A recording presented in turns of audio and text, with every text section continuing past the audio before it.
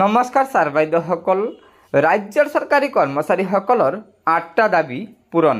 সেইসমূহ হ'ল চৰকাৰী কৰ্মচাৰীসকলৰ দীৰ্ঘদিনীয়া দাবী, আৰ্জিত ছুটি বৃদ্ধি, গ্ৰেড পে বৃদ্ধি, গৃহ ভাত্তা, পুৰণি পেঞ্চন পুনৰ প্ৰৱৰ্তন, ফিক্সড কেডাৰ পদ সৃষ্টি কৰা।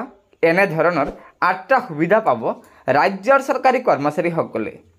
হয় ছাৰ বাইদেউসকল, অসম চৰকাৰৰ বিত্ত বিভাগে যোৱা 18 জানুৱাৰী 2025 তাৰিখে চৰকাৰী কৰ্মচাৰীসকলৰ মুঠ 8টা দাবী পূৰণ কৰাৰ বাবে বিভিন্ন বিভাগৰ বিত্ত সচিবসকললৈ এই নিৰ্দেশনাখন দিছে। নিৰ্দেশনাখনৰ বিষয় চাব, যোৱা ইংৰাজী 11/1/2025 তাৰিখে মুখ্যমন্ত্ৰীৰ অধ্যক্ষতাত কৰ্মচাৰী পৰিষদৰ সৈতে অনুষ্ঠিত হোৱা বৈঠকত লোৱা সিদ্ধান্তসমূহ কাৰ্যকৰী কৰাৰ বাবে বিত্ত বিভাগে এই নিৰ্দেশনাখন বিভিন্ন বিভাগৰ বিত্ত সচিবসকললৈ পঠিয়াইছে। অসম চৰকাৰৰ প্ৰথমটো সিদ্ধান্ত চাব, কেজুৱেল বা মাষ্টাৰ ৰোল কৰ্মচাৰীৰ আৰু ন্যূনতম দৰমহা স্কেলৰ কৰ্মচাৰীক গ্ৰহণযোগ্য ঘৰ ভাড়া ভাত্তা অৰ্থাৎ HRA 50% দিয়াৰ অনুমতি দিয়া হ'ব। বিত্ত বিভাগক এই ক্ষেত্ৰত কাৰ্যকৰী ব্যৱস্থা গ্ৰহণ কৰাৰ বাবে নিৰ্দেশ দিয়া হৈছে। 2 নম্বৰত আছে, সকলো বিভাগৰে সেৱা নিয়ম ফ্ৰেমৱৰ্ক সৃষ্টি কৰা আৰু সকলোৰে বাবে কমেও 2টা পদোন্নতিৰ ব্যৱস্থা গ্ৰহণ কৰা আৰু ইয়াৰ যাৱতীয় ব্যৱস্থা গ্ৰহণ কৰাৰ বাবে বিত্ত বিভাগৰ EC2ক নিৰ্দেশ দিয়া হৈছে। 3 নম্বৰত আছে, 1/1/2005 আগতে নিযুক্তি প্ৰক্ৰিয়া আৰম্ভ হোৱা সেইসকল চৰকাৰী কৰ্মচাৰীক OPSৰ সুবিধা দিয়াত অনুমতি দিয়া হ'ব। তাৰ বাবে যাৱতীয় ব্যৱস্থা গ্ৰহণ কৰাৰ বাবে বিত্ত বাজেট বিভাগক নিৰ্দেশ দিয়া হৈছে। 4 নম্বৰত আছে, JE সকলক AE আৰু AE সকলক HDOSলৈ পদোন্নতি, SAKPক পদোন্নতি নোপোৱা সকলো JE আৰু AE আৰু তেওঁলোকক স্থান দিবলৈ এক্সড কেডাৰ পদ সৃষ্টি কৰিবলগীয়া বিভাগসমূহৰ তালিকা দিবলৈ নিৰ্দেশ দিয়া হৈছে আৰু ইয়াৰ ব্যৱস্থা গ্ৰহণ কৰাৰ বাবে অৰ্থাৎ যাৱতীয় পদক্ষেপ গ্ৰহণ কৰাৰ বাবে বিত্ত বাজেট বিভাগক আলোচনা কৰি পদক্ষেপ ল'বলৈ নিৰ্দেশ দিছে। 5 নম্বৰত আছে, বৰ্তমান চৰকাৰী কৰ্মচাৰীয়ে 30 লাখ টকা পৰ্যন্ত ঋণ ল'ব পৰাকৈ আপোন ঘৰ আঁচনিৰ সন্দৰ্ভত নিয়ম সলনি কৰাৰ বাবে কেবিনেটত সিদ্ধান্ত লোৱা হৈছে। সেয়া কাৰ্যকৰী কৰাৰ বাবে বিত্ত A&F বিভাগক প্ৰক্ৰিয়াটো আৰম্ভ কৰিবলৈ নিৰ্দেশ দিয়া হৈছে। 6 নম্বৰত আছে, জিলা পৰ্যায়ৰ কাৰ্যালয়ত মুখ্য সহায়কৰ পদ সৃষ্টি কৰা হ'ব। 7 নম্বৰত আছে, যিবোৰ পদৰ প্ৰয়োজনীয় প্ৰৱেশ পৰ্যায়ৰ অৰ্হতা স্নাতক হ'ব সেইবোৰ পদক দিয়া হ'ব স্নাতককেল। তাৰ বাবে বিত্ত অৰ্থাৎ SIU বিভাগক প্ৰয়োজনীয় পদক্ষেপ ল'বলৈ নিৰ্দেশ দিয়া হৈছে।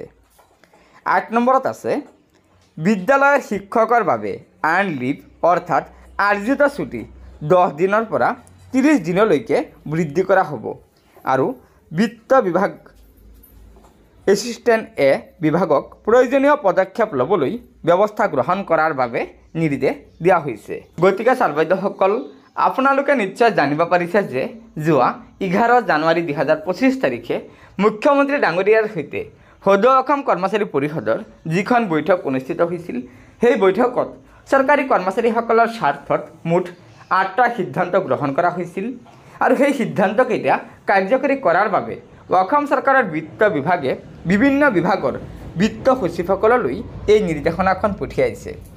প্ৰথমটো সিদ্ধান্ত আছিল, কেজুৱেল মাষ্টাৰ ৰোলৰ চৰকাৰী কৰ্মচাৰীসকলক গৃহ ভাত্তা দিয়াৰ যাৱতীয় ব্যৱস্থা গ্ৰহণ কৰাৰ বাবে বিত্ত বিভাগক নিৰ্দেশ দিছে। 2 নম্বৰত আছিল, সকলো বিভাগৰ সেৱা নিয়ম আৰু সকলোৰে বাবে কমেও 2টা পদোন্নতিৰ ব্যৱস্থা কৰাৰ বাবে বিভাগীয় সচিবসকলক নিৰ্দেশ দিয়া হৈছে। 3 নম্বৰ আছে, আমাৰ 2005 চনৰ আগতে নিযুক্তি প্ৰক্ৰিয়া আৰম্ভ হোৱা সেইসকল চৰকাৰী কৰ্মচাৰীক OPSৰ সুবিধা দিয়াত অনুমতি দিয়া হ'ব তাৰ বাবে বিত্ত বাজেট বিভাগক এই নিৰ্দেশনাখন দিয়া হৈছে। তাৰপিছত কৈছে জেই সকলক এই আৰু এই সকলক SDO পদলৈ পদোন্নতি দিয়াৰ বাবে যাৱতীয় বিভাগীয় ব্যৱস্থা গ্ৰহণ কৰাৰ বাবে নিৰ্দেশ দিয়া হৈছে।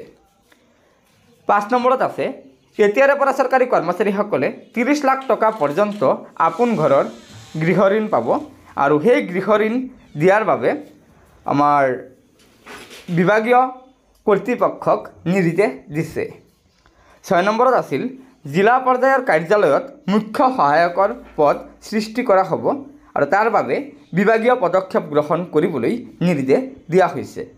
7 নম্বৰ আছে যিবোৰ পদৰ প্ৰয়োজনীয় প্ৰৱেশ পৰ্যায়ৰ অৰ্হতা স্নাতক সেই চৰকাৰী কৰ্মচাৰীসকলক স্নাতক পৰ্যায়ৰ অৰ্থাৎ স্নাতক স্কেল অৰ্থাৎ আমি যাক গ্ৰেজুৱেট স্কেল বুলি কওঁ সেই গ্ৰেজুৱেট স্কেল দিবলৈ যাৱতীয় পদক্ষেপ ল'বলৈ নিৰ্দেশ দিছে। 8 নম্বৰত আছিল আমাৰ শিক্ষক কৰ্মচাৰীসকলে যি 10 দিনৰ আৰ্ণ লিভ পায় সেই আৰ্ণ লিভ 10 দিনৰ পৰিৱৰ্তে 30 দিনলৈকে বৃদ্ধি কৰা হ'ব।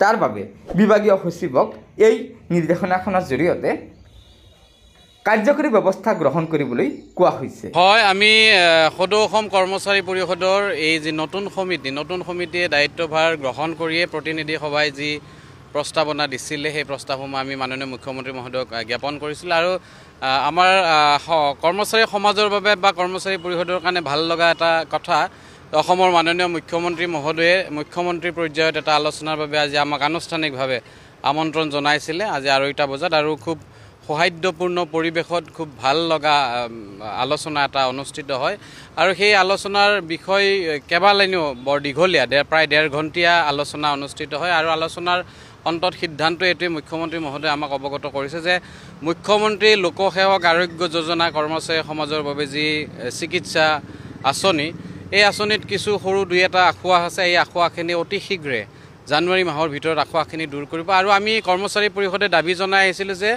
কৰ্মচাৰী সমাজৰ বাবে স্বাস্থ্য বীমা আঁচনিটো কেছলেছ হ'ব লাগে আৰু এই কেছলেছ ব্যৱস্থাৰ আজিৰ পৰাই এটা শুভাৰম্ভণি হ'ব বুলি অসমৰ মাননীয় মুখ্যমন্ত্ৰী মহোদয়ে আমাক ঘোষণা কৰিছে যে প্ৰথম পৰ্যায়ত এই কেছলেছ অসমৰ যিসমূহ চৰকাৰী খণ্ডৰ চিকিৎসালয় আছে এই চিকিৎসালয়সমূহত আৰম্ভ হ'ব আৰু তাৰ পৰৱৰ্তী সময়তে কৰ্মচাৰী সমাজৰ বাবে যি স্বাস্থ্য বীমা আঁচনি এই আঁচনি কেছলেছ ব্যৱস্থা হ'ব। পইচা নোহোৱাকৈ আমি 1 এপ্ৰিলৰ পৰা এই ধৰণৰ ব্যৱস্থাৱলী আৰম্ভ হ'ব বুলি মুখ্যমন্ত্ৰী মহোদয়ে সদৰি কৰিছে আৰু আমি এই সিদ্ধান্তক এই সদৰিক আমি সদৌ অসম কৰ্মচাৰী পৰিষদে আদৰণি জনাইছোঁ। সমান্তৰালভাৱে অসমৰ 13,000 কৰ্মচাৰী ফিক্স পে কেজুৱেল মাষ্টাৰ ৰোলৰ কৰ্মচাৰী আছে যিসকলে এটা ফিক্স দৰমহা পায় তেখেতসকলে ঘৰ ভৰা বানচ নাপায় বা তেখেতসকলে ৰেগুলাৰ নহয় আৰু তেখেতসকলৰ হাউচ ৰেণ্ট যি ঘৰ ভাড়াৰ বানচ এই ঘৰ ভাড়া বানচ আগন্তুক যি বাজেট অধিৱেশন হ'ব এই বাজেট অধিৱেশনতে সিদ্ধান্ত হ'ব। গতিকে ছাৰবাইদেউসকল এয়াই আছিল চৰকাৰী কৰ্মচাৰীসকলৰ বাবে আজিৰ সুখবৰ। গতিকে লগৰ বন্ধুবৰ্গক এই ভিডিঅ'টো শ্বেয়াৰ কৰি আজিৰ এই সুখবৰকেইটা জনাই দিব আৰু নতুনকৈ অহা ছাৰবাইদেউসকলক অনুগ্ৰহ কৰি আমাৰ এই চেনেলটো ছাবস্ক্ৰাইব কৰি ল'ব। ধন্যবাদ। জয় আই অসম।